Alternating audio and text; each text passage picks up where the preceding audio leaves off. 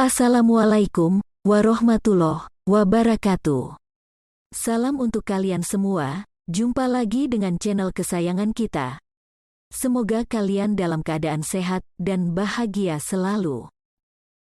Kesempatan kali ini, kita akan berkenalan dengan seorang ulama yang bernama Syekh Abdus Somad, berasal dari Palembang, Sumatera Selatan.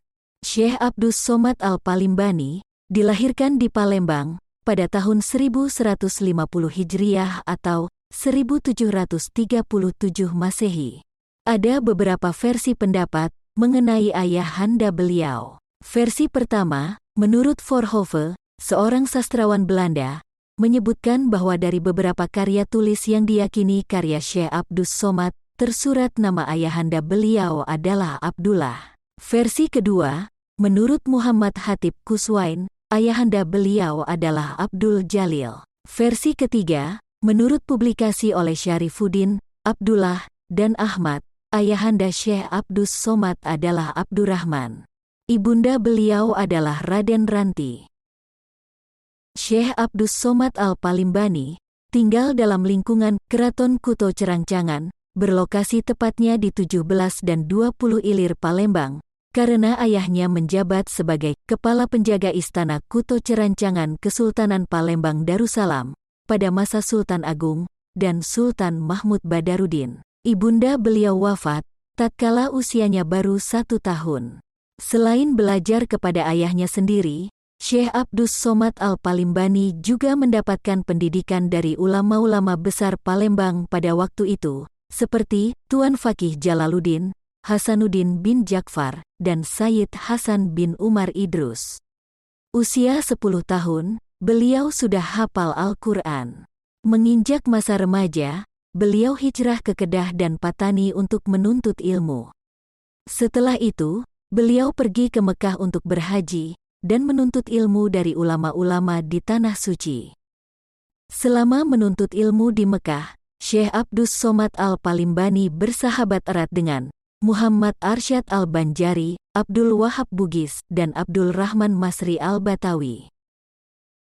Setelah 20 tahun di Mekah, tahun 1772, beliau dan 3 sahabatnya pulang ke kampung halaman.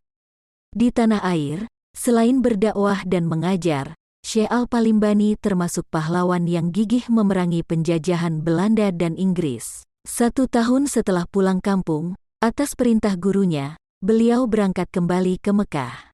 Sebagai seorang ulama yang memiliki keluasan ilmu, banyak santri yang datang untuk menimba ilmu kepada beliau. Tidak sedikit dari santri-santrinya itu, kelak kemudian hari menjadi ulama-ulama besar di Nusantara.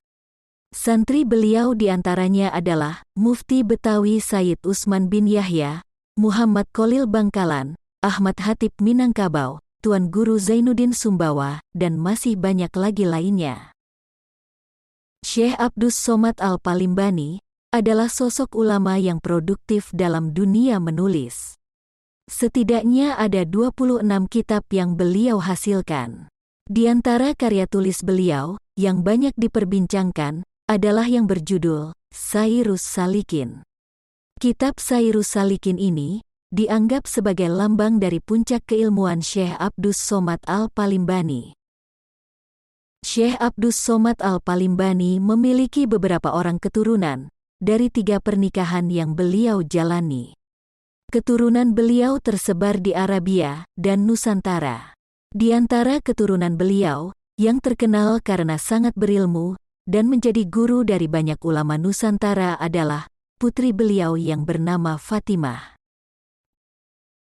Hingga saat ini, sejarah mencatat ada 3 versi mengenai wafat dan tempat beliau dimakamkan. Versi pertama, menurut Muhammad Abdullah, seorang penyair dari Malaysia, Syekh Abdus Somad dikuburkan di Patani Utara, Thailand.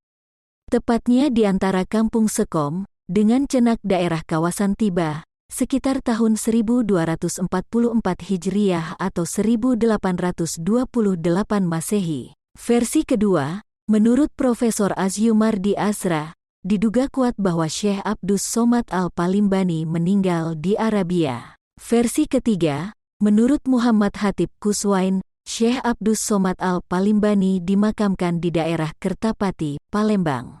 Demikian perkenalan singkat kita dengan Syekh Abdus Somad Al-Palimbani. Pohon jati ditebang orang, pergi ke hutan mencari jengkol, bukan Siti dan bukan Bambang, tapi saya yang minta jempol. Boleh ya? Semoga konten barusan bermanfaat untuk kita semua. Sampai jumpa. Wassalamualaikum warahmatullahi wabarakatuh.